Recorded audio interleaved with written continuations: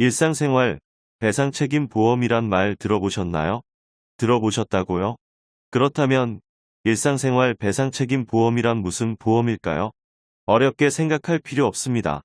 말 그대로 일상생활 중에 발생한 사고로 인하여 내가 타인에게 손해배상 책임을 져야 할 때 보험회사가 대신 보상해주는 보험을 말합니다. 구독자 여러분, 가입한 보험들이 여러 건씩 있으시죠? 가지고 계신 보험 가입증서, 즉 보험증권을 전부 꺼내어놓고 보장 내용을 한번 살펴보세요. 혹시 일상생활 배상책임이라는 특약 특별약관이 기재되어 있나요?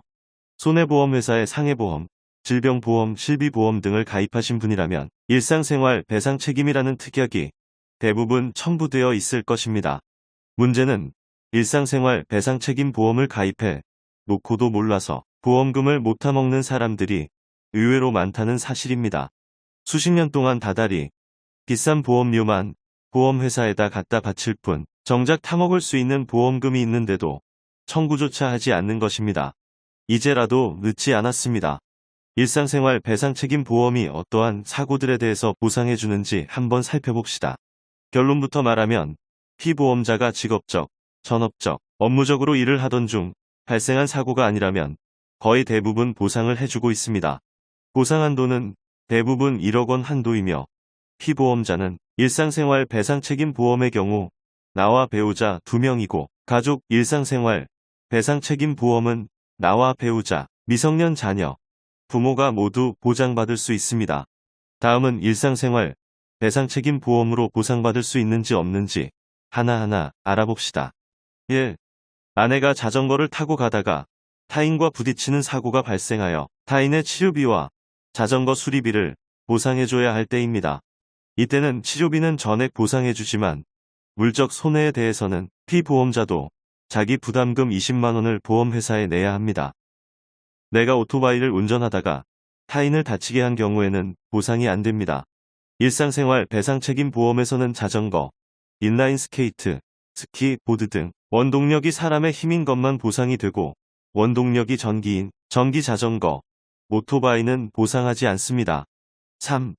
가족 일상생활 배상책임보험을 가입했고 나의 7살 난 아들이 아파트 주차장에 주차된 차량을 못으로 긁어서 수리비를 보상해줘야 할 때 보상은 되지만 물적 손해이므로 피보험자도 자기 부담금 20만 원을 보험회사에 내야 합니다.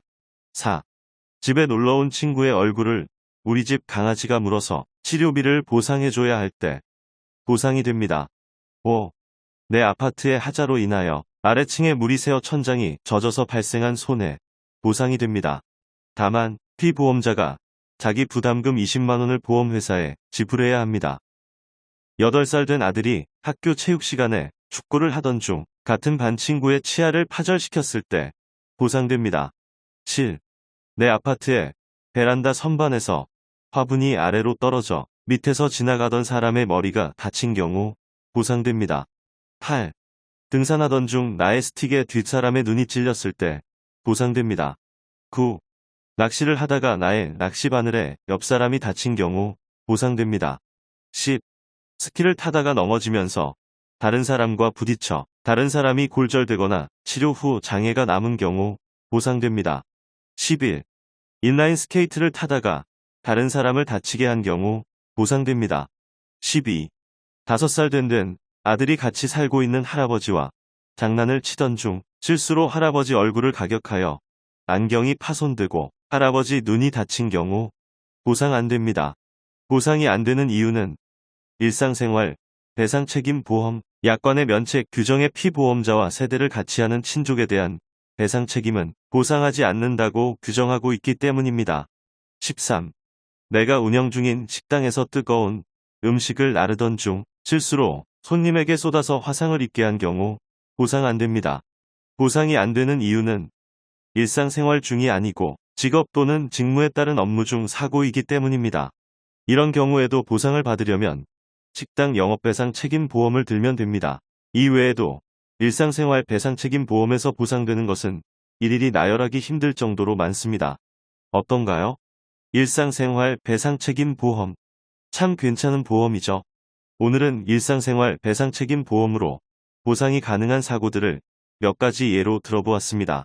유익하였다면 좋아요와 구독 부탁드립니다.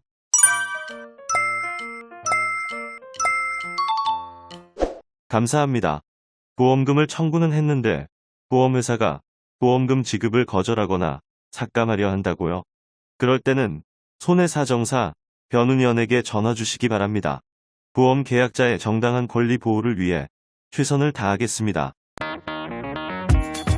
보험금을 청구할 때마다 횡포를 일삼는 일명 이상한 보험회사에 대하여 자세히 알고 싶으신 분들은 제가 쓴 책 좋은 보험, 나쁜 보험, 이상한 보험회사를 구입해서 꼭 읽어보시기 바랍니다.